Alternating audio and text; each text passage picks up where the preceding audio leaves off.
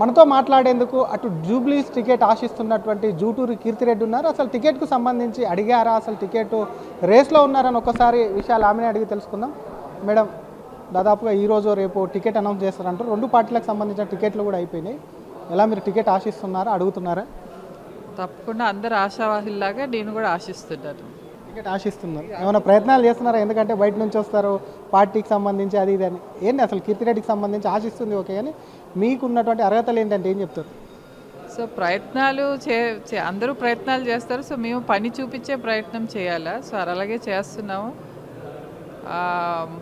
చూద్దాం ఏమవుతుందో. అవతల మహిళా క్యాండిడేట్ కాబట్టి మహిళకి ఇస్తే బాగుంటుందని కూడా ముందర అనుకున్నాము అని చెప్పాము. బట్ ఎవరికి ఇచ్చినా మా అధిష్టానం నిర్ణయం ప్రకారం మేము పనిచేయడానికి సిద్ధంగా ఉన్నాం. సంతోషంగా పనిచేస్తాం. ఒక పక్క కాంగ్రెస్ అటు బీఆర్ఎస్ మహిళకి ఇస్తే, కాంగ్రెస్ మాత్రం అక్కడ ఉన్నటువంటి బీసీకి ఇచ్చింది. బీజేపీలో కూడా కొంత బీసీకి ఇవ్వాలి అని చెప్పి చర్చ జరుగుతుంది. దాని మీద ఏమంటారు?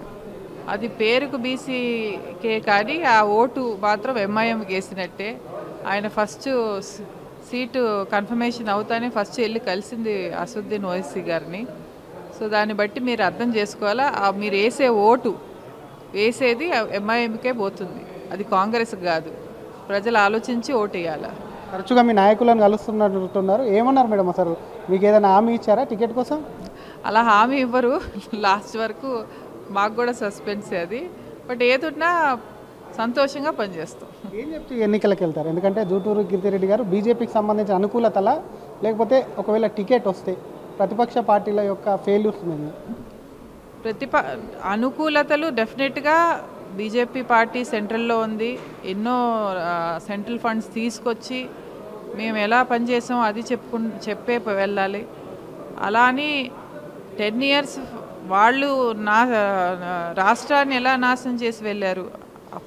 ప్రత్యేకంగా ఆ కాన్స్టిట్యున్సీకి ఏం పని జరగలేదు.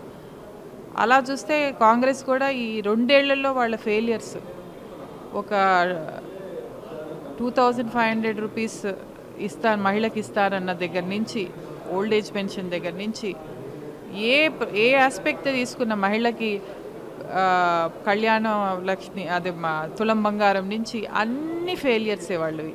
సో అవన్నీ ఆ 2 ఏళ్లలో ఇంత ఫెయిలియర్. ప్రభుత్వ ఉద్యోగులుగా సరైన జీతాలు రావట్లేదు, ఫీజు రీఎంబర్స్మెంట్ రావట్లేదు. అలా ఏ ఆస్పెక్ట్ చూసినా అన్ని హెల్త్, ఎడ్యుకేషన్ ఫెయిలియర్, అన్ని ఆస్పెక్ట్స్లో వాళ్ళు ఫెయిలియర్. ఇవన్నీ చెప్పే పోవాలా. ఇంకా వాళ్ళకి ప్రజలకే తెలుసు, మేము చెప్పక్కర్లే, ప్రజలే చెప్తున్నారు. ఒకవేళ మీకు టికెట్ ఇస్తే ఎంత మెజార్టీతో గెలుస్తారు మేడం? తప్పకుండా 1,00,000 ఓట్లతో గెలుస్తాం. Thank you madam.